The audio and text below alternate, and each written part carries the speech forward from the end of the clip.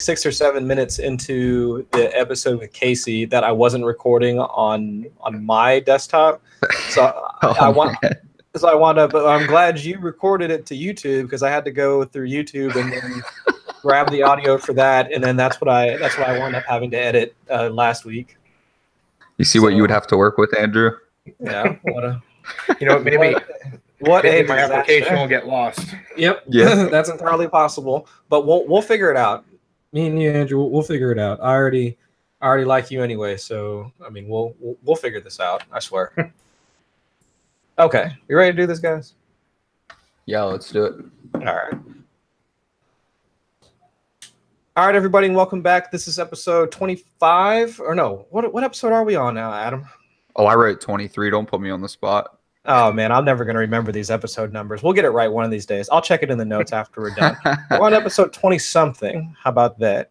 Right. The Dynasty Owner's Manual podcast. I'm your host, Chris Allen.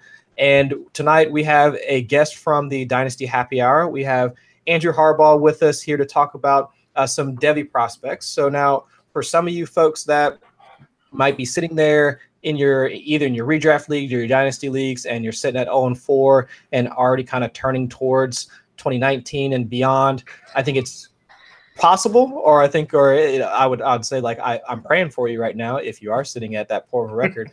But regardless, it's important for us to take a look at the future and try and look at some of the players that we might want to pick up on our dynasty rosters here within the coming year. So we brought Andrew in here tonight to go over a couple of prospects that he actually wrote a recent article about. So, but before we get into that, Andrew, how you doing, man?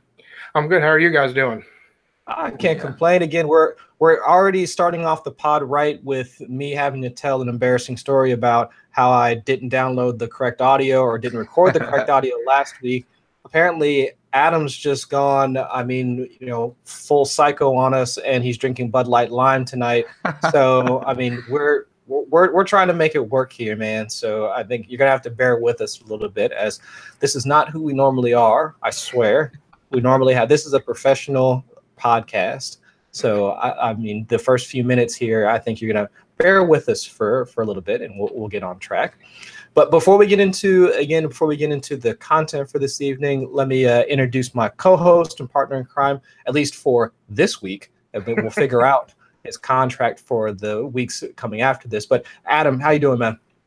I'm doing great. I just can't wait for our listeners to convince you that Bud Light Lime is better than whatever you're brewing at home. And the Capitals are up 2-0, so it's a great night for me, not so much for you, Chris. Oh my gosh! All right, so I agree with two of those things that came out of his mouth. Yeah, exactly. Exactly. If anybody ever tried to convince me that Bud Light Lime is better than anything that I brew, we're gonna have to sit down and have a long conversation. But we don't have time for that this evening. So, of course, again, back what I was talking about in the intro. I mean, we're 4 weeks in. I mean, it's already week 5. I mean, I can't believe we're already into week 5 of redraft season. But yet again, it's like, we've got the NFL going on, which has been exciting. I think every weekend so far, y'all could agree that quarterback play, passing is up, these overtimes, ties, and we've had everything so far. So the NFL has been enticing to watch, but still we do have to pay attention to some of these up-and-coming college players. So, Andrew, I mean, walk us through this piece that you've got on some of the wide receivers, the duo down at Ole Miss. I guess what was your motivation for writing on this specific duo and not any other particular college duo that might be of relevance to us as dynasty owners? I think what's unique about the team down at Mississippi is, along with the duo of receivers they have, who are both arguably top 5 prospects, they have a tight end prospect with Dawson Knox, who's also one to watch. But with those two specifically, as I wrote in the title, Dr. Jekyll and Mr. Hyde, all preseason, all I ever heard about was A.J. Brown, A.J. Brown, A.J. Brown. And his numbers pop off as far as box scores go. But then when you dive more into it, when the season started progressing, DK Metcalf started popping up more. Watch more of him, and I see why he's popping up. And as I mentioned in the piece, those two, as far as production-wise, Brown has the better stats overall. Metcalf, though, is performing against those top SEC defenses, which, of course, Alabama had 11 players drafted last year. So if you can't perform against an SEC defense, it may not transition as well to NFL defense. Brown still has abilities that will be used in NFL game plans, and he'll be a game changer at some point, I'm sure, but it still makes you weary of it, and you have to look at it a little bit more.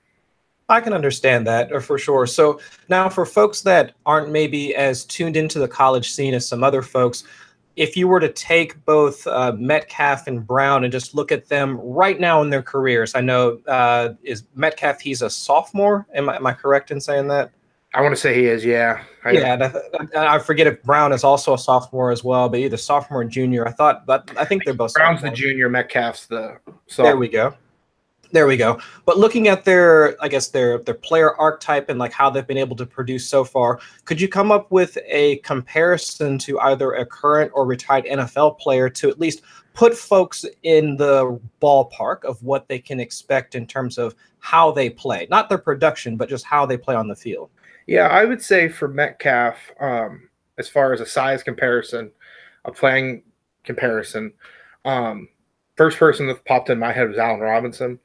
Allen Robinson is able to use his size to go up and get it, but he's also at the same time not afraid to go across the middle and be a possession receiver in that sense, which is why Robinson got the big contract from Chicago and is with Trubisky now and a big part of that offense. As far as Brown goes, I would say he's more of – I had a harder time coming up with a comp for him, but I think a poor man's Juju Smith-Schuster, just as far as the size – the speed ability. I think Juju is a better route runner, and I think Juju has better hands. But as far as size and a little bit of the flashes, that's what comes to my mind at least. But then again, it might change as the season goes on. But that's the beauty of it. You always got to be watching. So, Andrew, we're going to get a lot of Dynasty content after the NFL season is over and we start to kind of turn towards the regular season for Dynasty teams, which is the off season. But why is it so important to dig into college football as a Dynasty owner on your own before you start seeing this content? I think the biggest part with that is once it gets into the off season, because you have the bowl games, you get a little bit of that lag until the pro days come up. And then you have the combines, and then you always have reports with Wonderlic tests and people's 40s and look at John Ross. John Ross a couple years ago wasn't very high, but then he breaks the 40-yard dash record and not Adidas's because he didn't want an island. And he jumps up the board and becomes a top pick for the Bengals. Same thing can happen this year. I mean, like I mentioned earlier, A.J. Brown has the speed. Maybe he does really good with the 40 and he jumps up.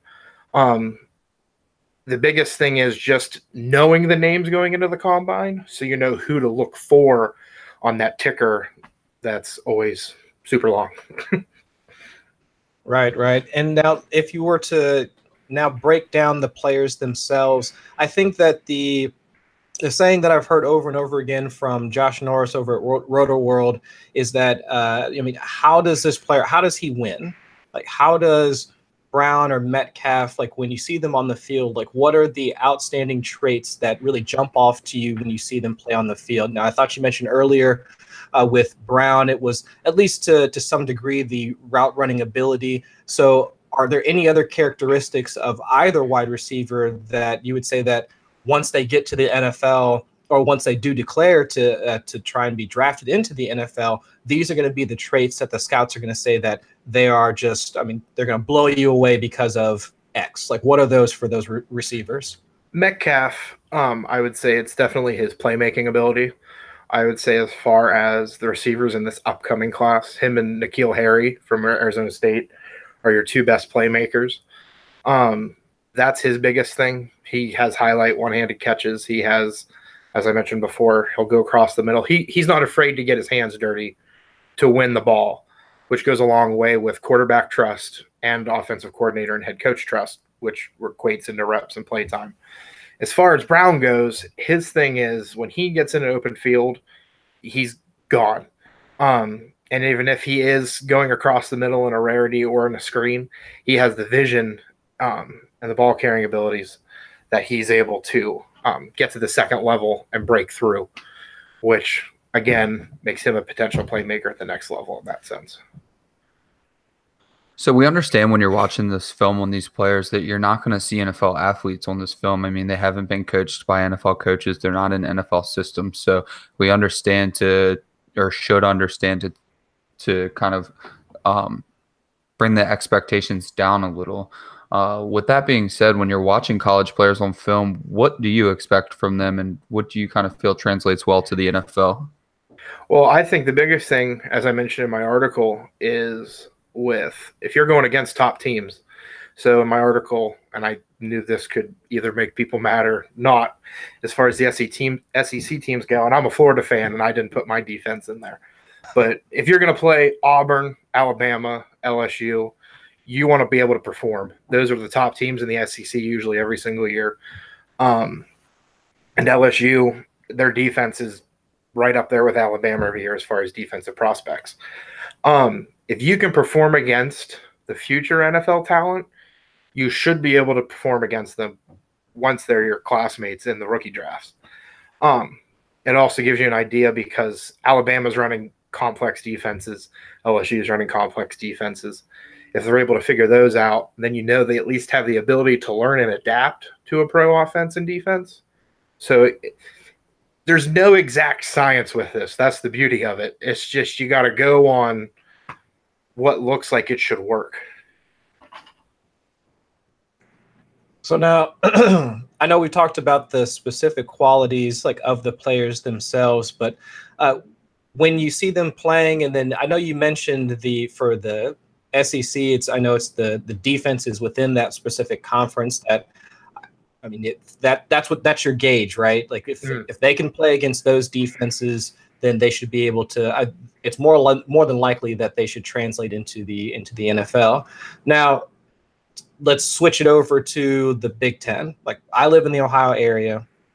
I'm not a huge Buckeye fan, but I mean, for players like Johnny Dixon and I mean anybody else and the receivers for Ohio State, would you still compare players in a separate conference to the SEC? Are there other teams within those conferences that you would say would be, I guess, a similar gauge for those different colleges, or would you always compare receivers out of conference to the SEC? Because then, for me, I'm not a huge follower of college football, but that is interesting. If if I wanted to compare or to say that this prospect will be somebody that I'm going to be watching for in the future, should I always be looking for them to play against the SEC?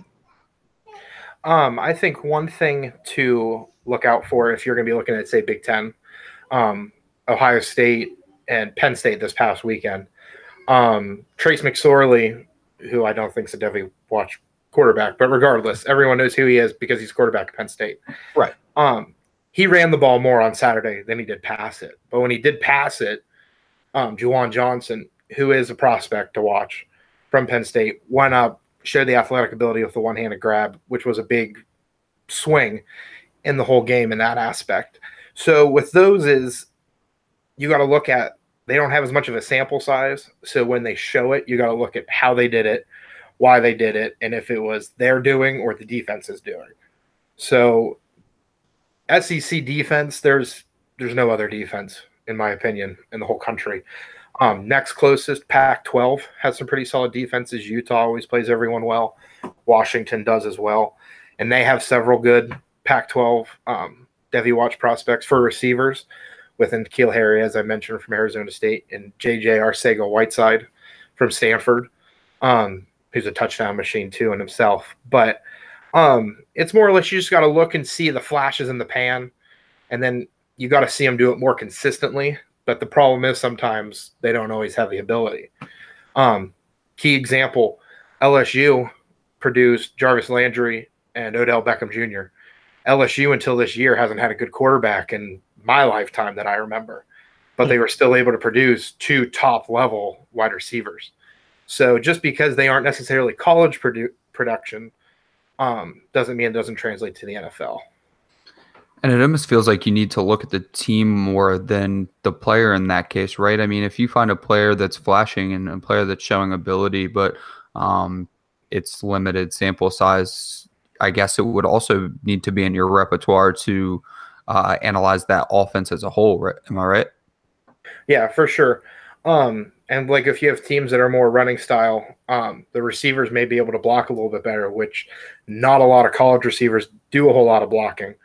So that may have a step up with NFL teams, which could impact reps. Again, it's all about just getting the opportunity in the NFL. And that's the thing we see every year. There's players that are drafted very late and they produce.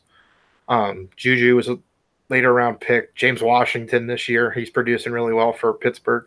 Anytime Pittsburgh takes a receiver after the first round, he's worth a watch, essentially. But True. They do so well at receiver. And James Washington was my initial wide receiver one for a while. Eventually, DJ overtook him like he did for most people. Right. But now it's getting a little foggy. I don't know. Calvin Ridley's looking good too. So resources, that's what we want to talk about next because it's all about practical application, and we'll get into some solid practical application in the second half of the show. But just talk to us a little bit about some of the resources you're using to make these evaluations a little easier, kind of how you use them.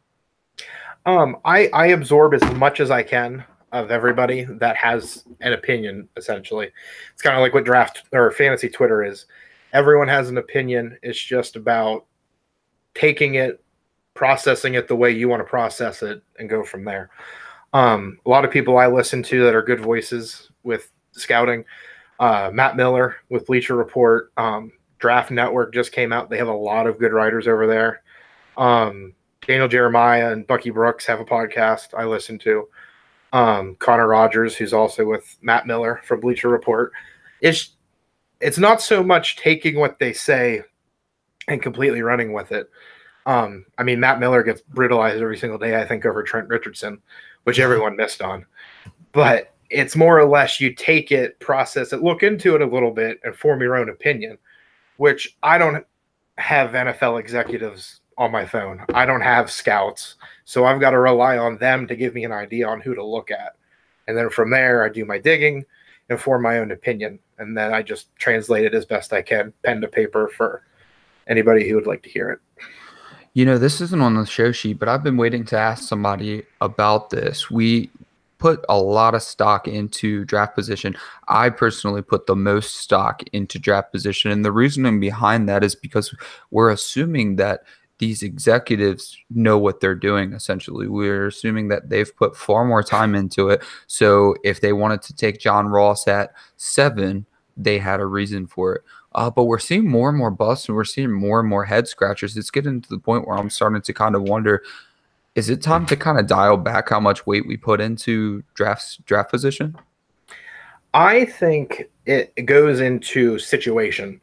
Last year, Kareem Hunt really got on everyone's boards when he produced at the Senior Bowl, was the Senior Bowl MVP.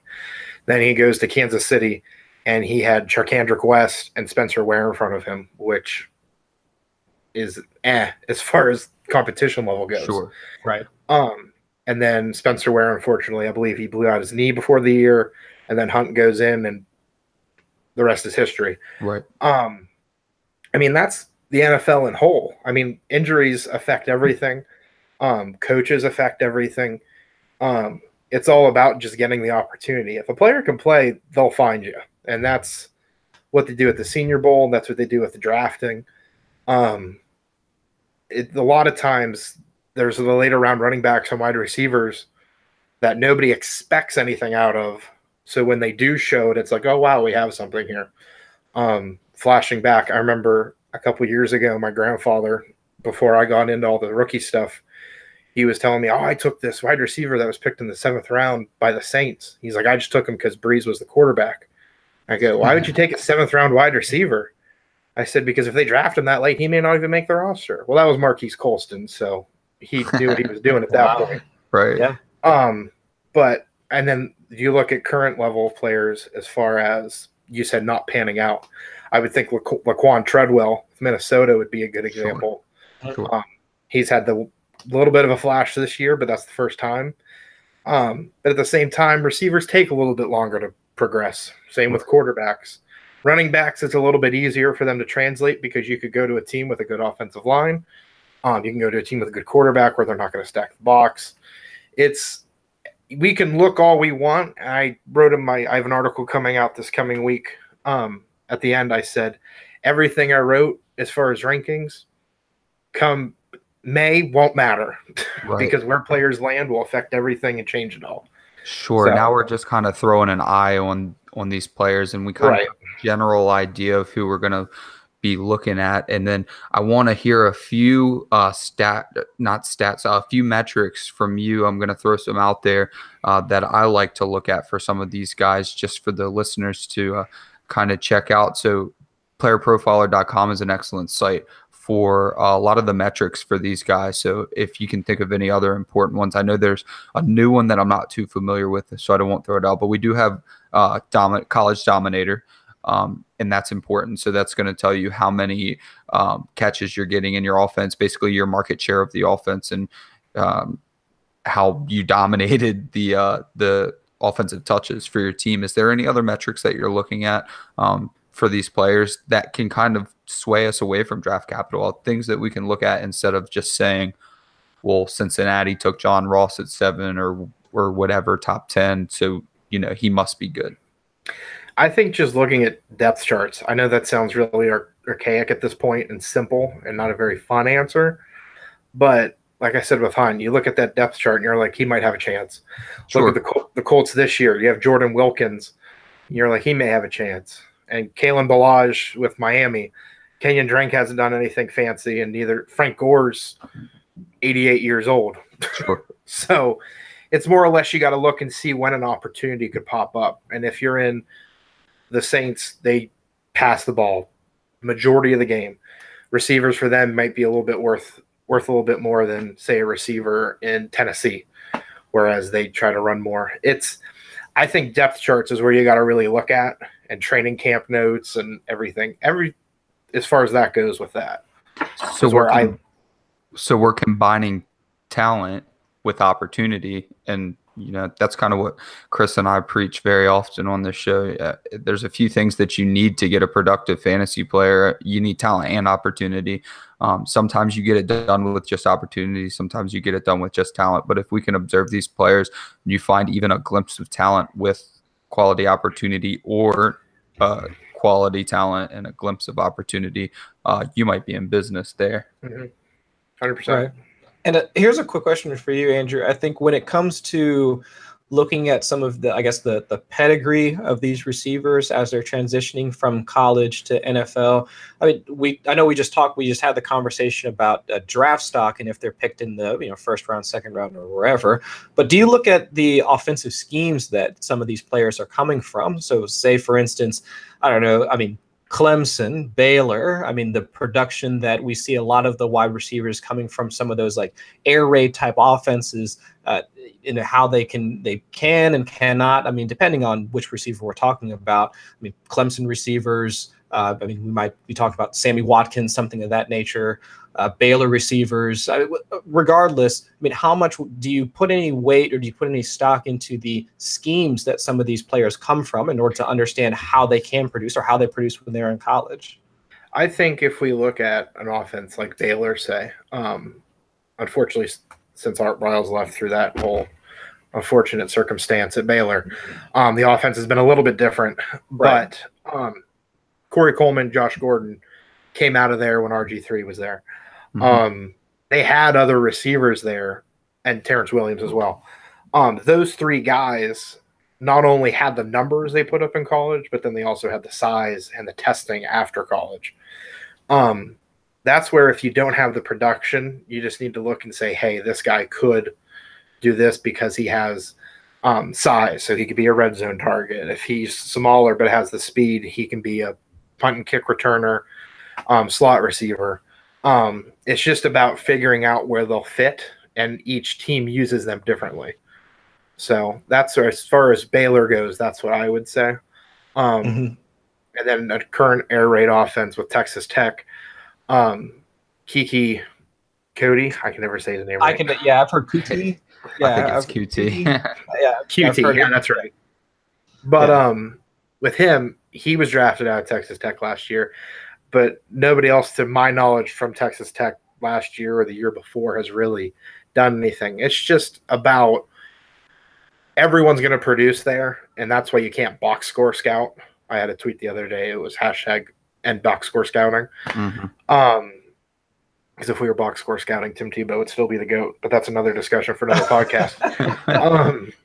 But regardless, it's just about looking with the metrics and the size, and a lot of that stuff comes out after the year.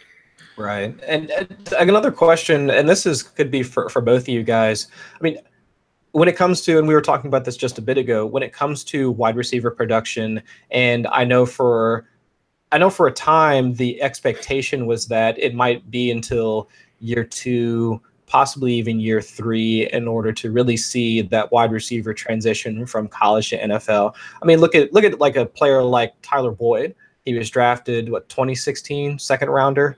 Yeah. And so now we're looking at him being able to operate as the number 2 beside AJ Green, where it's like, John Ross still flashing here and there, but really it's Tyler Boyd that's the number 2. But what would our take on wide receiver production be like if we weren't spoiled by the draft class of 2014? I mean, would we really be having these high expectations for these wide receivers that came out over the past couple of years if we weren't hit with like Odell, Mike Evans, and all the rest of these guys, like all within a single year? I think the whole landscape, or I guess our expectation of wide receivers, would be completely different if they just all weren't lumped into a single class, and now we're just expecting to see these guys just pick it up and just hit the ground running. Go ahead, Andrew. I think, I mean, you get spoiled by that for sure. You do that with quarterback classes. You do that with running back classes. Running back classes the last couple of years, key example, we got Todd Gurley, David Johnson, Ezekiel Elliott, all of them. And then this coming year, you don't really have a name anybody is really talking about the most. So same with quarterbacks this coming year. But as far as years beyond, there might be more of that. But I think as far as talking about it in the past and how the expectations have been set, I think we've been spoiled. I mean, it's like going from Christmas. One year you get your Xbox One, and then the next year you open up your big present and you got jeans. Right. So while they're still useful, it's not flashy. Right. It's almost as if, I mean, we use the term generational talent so many times over the past 2 years that it's running backs, they've had a lot of those. Yeah, everybody's a generational talent. And not to take anything away from these kids, absolutely not. I mean, they're all, Saquon Barkley, talented. Zeke, talented. Todd Gurley, talented. I mean, all of these guys, they're talented, but it's just that word has just been the primary descriptor for all of them. It's like, who isn't a generational talent at this point? So if you're, let's just take a second to talk some practical application about this then, because you're absolutely right. And we've talked about this for a few episodes now, how it's just like, if 2014 didn't happen with Jarvis Landry, Odell Beckham, Mike Evans, even Martavis Bryant, Jarvis Landry, those guys just went off, and that was an outlier. But ever since then, it's trickled down that people have gotten frustrated very quickly. And then these running backs are producing early. We had a phenomenal class last year, which led to people saying that this class would be even better. And that's just because we had good running backs this year as well. And they are good running backs. They're taking some time to develop. I like to construct my roster with, let's just put an age number on it, let's say 27, 28-year-old wide receivers, and then just cycle through rookie running backs. That's what I like to do. I'm not going to pay up at quarterback. I like to draft running backs let's go ahead and put out there that we're going to draft best position available in the rookie draft, but just trade back until you get to that sweet spot for that running back you want. The reason I bring all this up is if people in your league are still spoiled by 2014 or they're still spoiled by 2017, take advantage of that. If they're frustrated with Kerryon Johnson already, for example, go trade for Kerryon Johnson. These wide receivers are not going to produce right away. I'm sorry. That's why you have a taxi squad. Go pick them up. I mean, Kiki Kute was not supposed to do anything, and I knew that. He's on 4 of my taxi squads. I wrote about him a little bit yesterday. I knew he wasn't going to do anything. Is it nice to see him get 100 and some yards on 15 targets? Absolutely. Very nice to see that. Will he do it again this year? No, probably not. But if Deshaun Watson proves to support 3 wide receivers the way he proves to support Fuller and Hopkins, take your time, man. Sit on my taxi squad. I'm not using you. So just keep that in mind as we go through talking about these devy players, and then they come out next year. If you liked that guy and you didn't get to draft him, just keep an eye on him, because that owner's going to get frustrated and they're going to be ready to sell. I think that's a fair point, because I think in a lot of leagues, like, you will have, I wouldn't necessarily say the redraft mentality, but just the I need production now mentality, or that win now mentality. In some cases, you're going to have to wait 1, 2, 3, 4, 5 years. Depending on the player, depending on who you're talking about. So if the owner is getting impatient with that, that's where a lot of the general themes of what we've discussed in pretty much every single episode is communicate. Talk with some of your talk with your league mates and find out, like, if they're find out what they might want for that particular player, and see if there's a deal that can be made. Because if you've done your homework, and just talking with Andrew, like, you can tell that he's done his homework in terms of understanding where these college prospects are at. The talent, how they can produce. So if given the proper situation, which I think, finishes off the trifecta, talent, opportunity, situation, then with that being said, you can make a deal for a player and just wait for the situation to manifest itself. So I think, with Andrew, have you seen that in any leagues that you've been a part of, where you've seen, like, where a player has the talent, but the owner has become impatient, or he's looking to make a move on a player, or just completely cut bait when that there's a talent to be had there? So funny you mentioned that. The whole time you were talking, I was thinking about this. One of my dynasty leagues I'm in, I'm 0-4. I'm 0-4 because all my running backs retired last year. So I had no running backs coming into this year. But with that, I took Geis, knowing that this year I'm not going to get anything out of him, but I'll have an RB1 in the future. Right. But I was loaded at receiver, and my receivers were Josh Gordon, Doug Baldwin, Cooper Kupp, Larry Fitzgerald.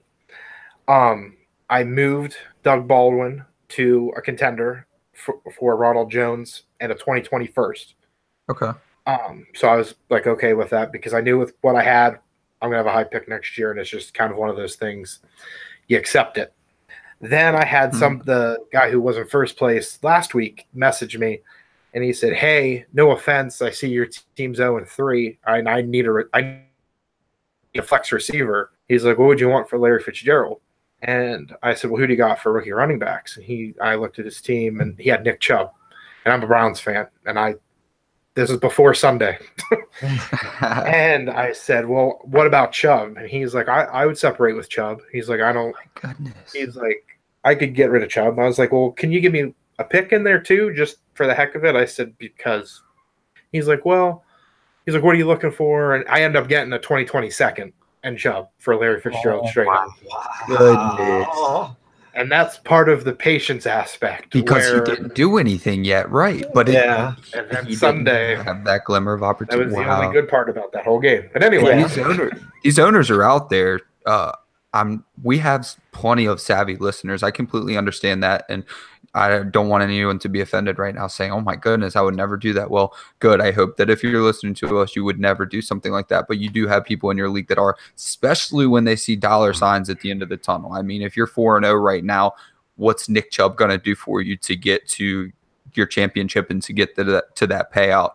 Right. So, yeah, I'll take Larry Fitzgerald. Well, okay, you take Larry Fitzgerald, he retires, and then all of a sudden, week 12, Nick Chubb was producing. So, that's where the patience comes in. A few receivers people might be frustrated with: Michael Gallup, Traquan Smith, DJ Moore. It's like, I wouldn't expect any of them to produce anytime soon. I moved DJ Moore up to my 103, and he's done almost nothing because everyone else has question marks. And DJ Moore has done what he's supposed to do. But people don't look at it that he's done what he's supposed to do. They're like, man, why isn't DJ Moore producing? Well, because he's a rookie wide receiver learning an NFL system. That's probably why he's not producing. He has no question marks. Nick Chubb looked great, though. I love Nick Chubb this offseason, and that was really cool to see him get stuff done. Great trade. Yeah, that's an awesome trade. I mean, I think if I could make a deal like that, I'd do that in a heartbeat. So that's kudos to you, Andrew, for being able to negotiate something like that. I'm surprised that somebody's able to or wanting to cut bait so quickly on a player, especially of his talent. I mean, if you didn't watch him like prior to, well, even after he came back from the injury, but even still, I mean, you knew that the talent was still there, and I wasn't a firm believer that the injury was really going to hamper him all that much. Because if that was the case, then I don't think the Browns would have taken him when they took him. So while I didn't expect anything to happen this year, I mean, especially in 2019, so at the very least, I mean, if you drafted him this year, you should at least hold on to him to see what's going to happen with the Carlos Hyde situation and whatnot, because I just don't see them holding on to him. But that's a whole other thing. But wow, that's amazing. That same league, all due respect to everybody who's in it and may listen to this, I got Geis at 111 of the first round. Because of the injury, right? Because of the injury. It happened the week before the draft. Okay. And I was shocked. I still thought maybe before he probably would have been top 3. I figured he'll drop to like 6 or 7. And it's funny, I was texting Dynasty Scout the whole time. I was like, oh my God. Another person went and it wasn't Geis. He's like, is Geis still there? Is Geis still there? And I was like, wow. It's like the movie Draft Day. I just didn't know what to do. I was like, oh, Geis. We're not and this isn't even it's not to smash other owners. This is the reality of your leagues, and it's just keep your mind open, keep a heads up, because if you can find owners that aren't patient, that's the key to victory in Dynasty, is being more patient. That's just absurd to get them, and not to mention that you probably have to wait a year for Nick Chubb. I mean, let's be honest, Carlos Hyde is probably exceeding expectations at the least. He's doing pretty well. He's getting the volume. So let's just say Nick Chubb is also going to be a wait till 19 player. Then you took Nick Chubb. Let's just say the guy took him at 105. Well, you got probably the better talent by a little bit at 111 because of patience. So that's a great little piece of practical application. Leads into the next question too, is do you start paying attention to players that are more than a year out from the NFL? I think it depends on how your team looks. In the Dynasty Happy Hour Writers League, my team, I got trade happy. I'm not rebuilding essentially 100%, but I need some quarterback depth. I need some running backs especially. Sure. So with that in mind, I want to say last I checked, 3 or 4 2020 first round picks. Nice. And I have 3 2020 seconds.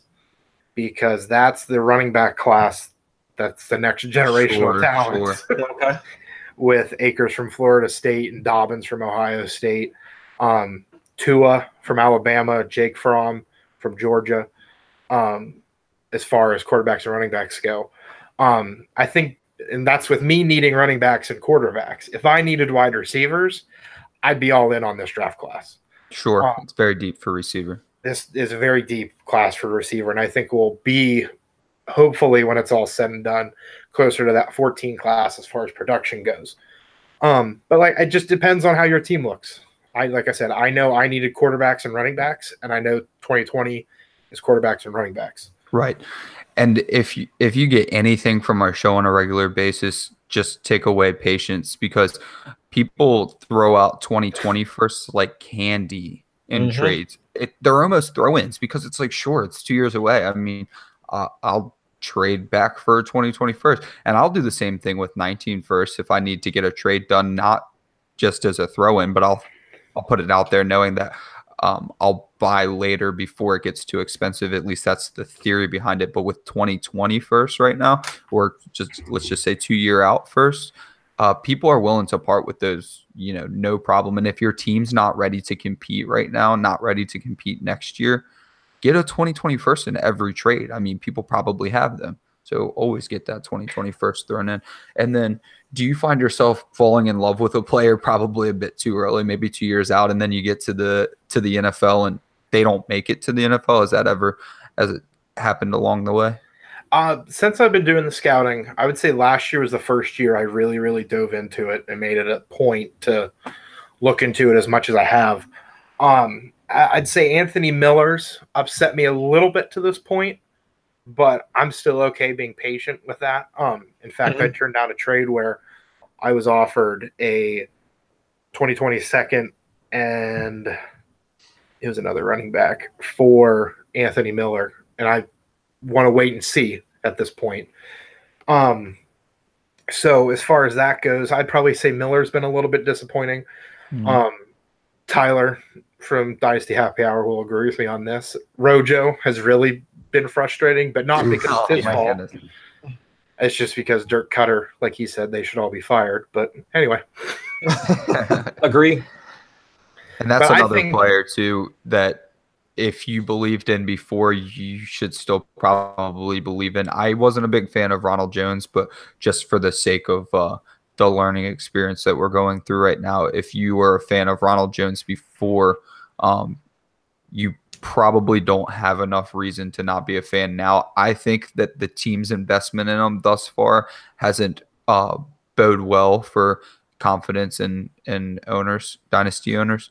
But if you did believe in him before, you could at least go back and look at the film and see how poorly the offensive line has produced for him, and perhaps go get him for an extreme discount. If he was around 106 when he got drafted. Yeah.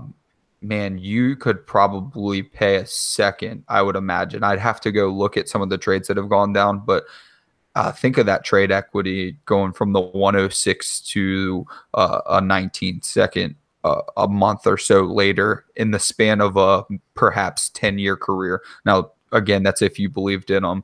If you saw enough of them, man, you might get a lot of good years out of them if that's what you thought you were going to get before for very cheap. That's a really steep drop in terms of his price. So yeah, if that's available to you, then I would advocate for picking him up. If, again, depends on your roster and whatever. Right. Yeah, I wholeheartedly advocate for something like that. But Andrew, I think we're winding down for the evening, and before we get you out of here, there is one thing. I mean, just for fun. I mean, we were talking about Brown, Metcalf, and just how they play and like in their talents. I mean, if you were to look at the way that the NFL is, I guess, behaving now with all the additional passing touchdowns, and then teams are moving away from running the ball so much. So it does seem like wide receivers are in this year. I mean, where would you see, based off of the situations you see around the league, where could you see Brown and Metcalf thriving with the way that with how they win, their skill set and things of that nature? Could you see any teams that could use players of their skill either right now or let's say if they declared for next year, something like that? I was looking at the show rundown, and I hadn't even really looked at projections for places, so it made me think a little bit, and I was looking at teams. Metcalf, first thing I thought of was Des Bryant replacement for Dak Prescott. He'd be perfect. It doesn't seem to be as much of a vocal athlete as Des, and I think he has the size, the playmaking abilities to be that red zone target that Dak desperately needs. I also think Jacksonville, I said he compares to Allen Robinson. Jacksonville, I think's missing Allen Robinson a little bit. Doesn't seem right now because Blake Bortles figured out how to play quarterback for a couple weeks. But when that falls off again, I expect them to need another big receiver like that. As far as A.J. Brown goes, I thought of – he initially reminded me of Deshaun Jackson without the burner speed. So then I was thinking, well, Washington needs a burner still. Jamison Crowder's not producing the way everyone wanted. Josh Doxson's haven't been doing as well. So they need a receiver there. I think he would fit well there. Philly, I think, could always use another weapon for Carson Wentz. And then also, too, like Cleveland Browns, they got rid of Corey Coleman. Right now they've got Jarvis Landry blessing everybody. But other than that, I think they could use another burner-type receiver, but it still has a big body. Callaway has the burner ability, but not the big body. Okay. Yeah, and I think all of those actually make sense with how you've described them. So I'm hoping now. I'm very interested to actually sit down and watch some college games now. I think if I can sit down and watch Mississippi play, I'll be looking for both of those guys. So that's the problem. You got to sit down and watch Mississippi play. Exactly. That's going to be the hard part. But now that you told us about them, so now I'll have something to watch for. So I'd actually sit down and actually want to watch them. So Andrew, we appreciate you taking the time. And if folks wanted to go and either read more of your work or see any of your other, I guess, thoughts or hashtag thoughts, things of that nature, where would they be able to find you on social media? According to my wife, I'm on Twitter too much, so we can always everybody's wife says that. At DHH _Mandrew. I'm always, whenever I have time between work and writing and everything else, always on there. Usually get an article or two out on Dynasty Happy Hour. I do have a weekly Devy Watch article where I highlight 3 to 5 players to watch for the coming weekend. So always look out for that. I'm trying to mix it up and not do repeat players, so that way you as a reader and fantasy player can be introduced as much as you can. Awesome. All right, and really just real quick, who are your 3 players to watch from last week? Would they happen to be Brown and Metcalf, or was anybody else? I had, oh boy, I can't even remember. I want to say I had ones I've mentioned before. I'll say, okay, not necessarily last week. Herbert from Oregon, he's really the QB1 at this point, and he's separating himself. JJ Arcega-Whiteside from Stanford, as I mentioned. I'm still waiting on David Montgomery from Iowa State, the running back, to really burst out. I think he's the best running back at this point in this upcoming class. Mm-hmm. And then I really would like a tight end to step up and take it, but tight ends in college always have tough production. Mm-hmm. So that's where you got to look more at size and where they go and everything. All of my articles are on the website if you want to check them out. There's me doing the Devy Watch, Mike McValley. All of us over at Dynasty Happer are always doing stuff. Mm-hmm. So just be sure to check it out. Okay. All right.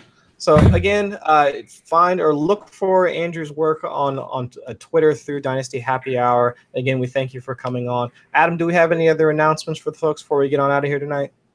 Yeah, first my guess was Metcalf to the Jets and Brown to the Bills, just to throw that out there so we can look back in next year's draft and see if anyone guessed it right. But yeah, so we can be found on the FF Statistics family of pods now, as we've mentioned before. So if you go search FF Statistics, you're going to find the FF Stats DFS.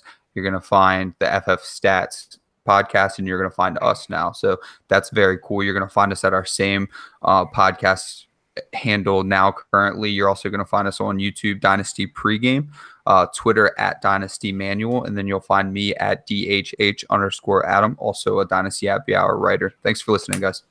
Awesome. And yes, I'm your host, Chris Allen. You can find me on Twitter at ChrisAllenFFWX. You can find my ramblings and hashtag thoughts through 444, and then also you can hear my lovely voice like here on the podcast each week. So again, we thank you guys for coming out, and we'll catch you guys next week.